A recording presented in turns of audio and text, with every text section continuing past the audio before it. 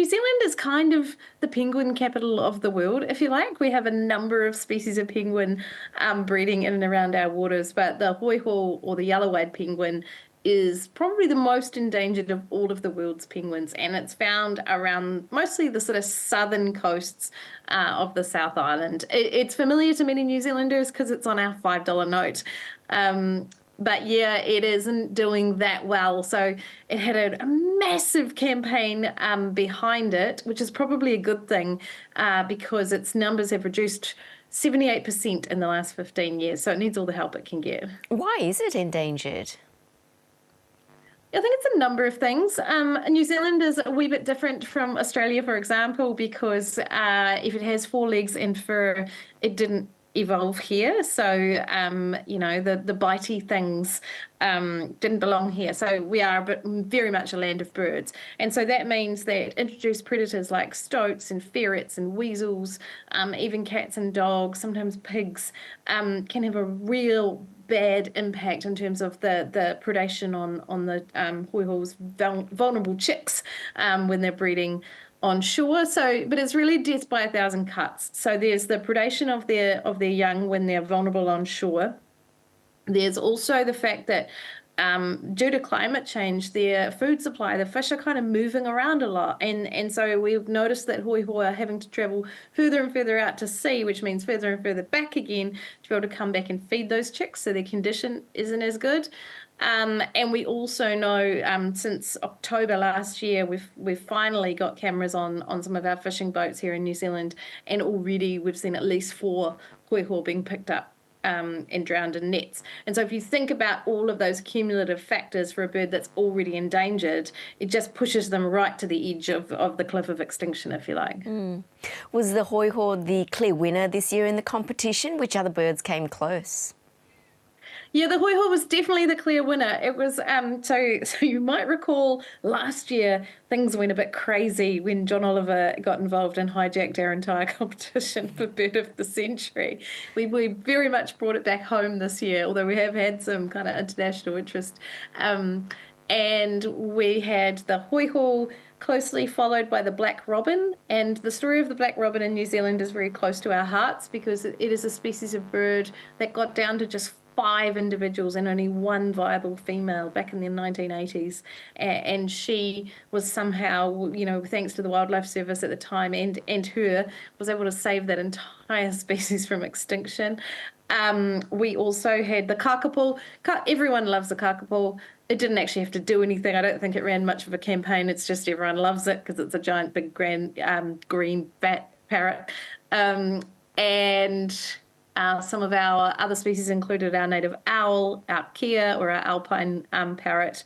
I think the thing is, in New Zealand, we so closely identify with our native wildlife, and because we're just coming into spring, winter's been a bit of a grind, politics is boring, and this is what I like to describe as positivity politics, because it's a fun kind of competition that everyone can get behind.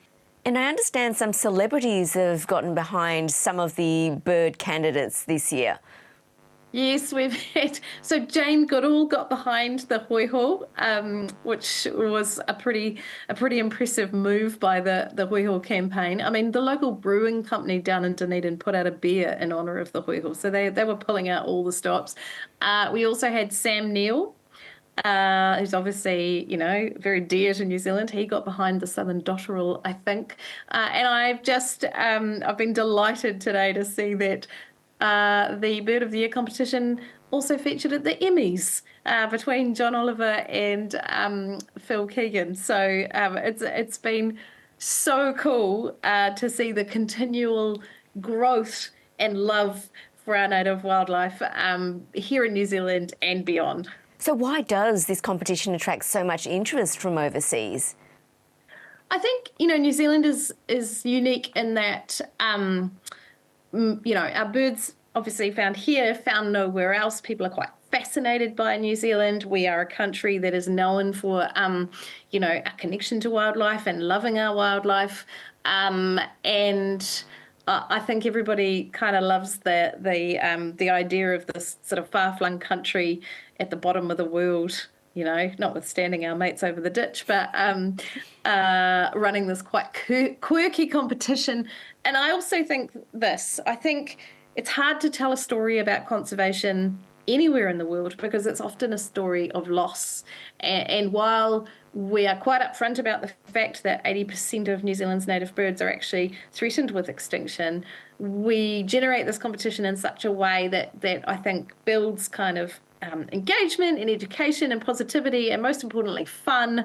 And everybody falls a little bit more in love with the wildlife and doesn't have to feel bad about the big existential biodiversity crisis necessarily while they're doing it. Tell us a bit more about how, over the years, this competition has raised awareness about the plight of New Zealand's native birds.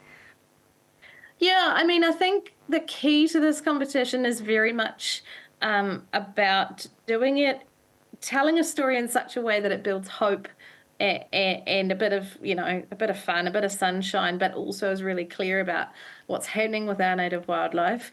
It helps that no matter when we run it, there's always some controversy. So, you know, I still get stopped in the street and told off by members of the public because we kicked the kakapo out for a couple of years for being too popular.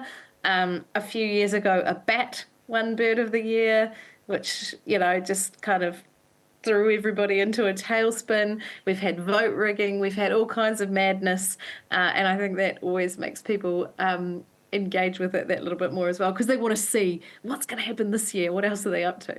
So were there any particular controversies this year or scandals?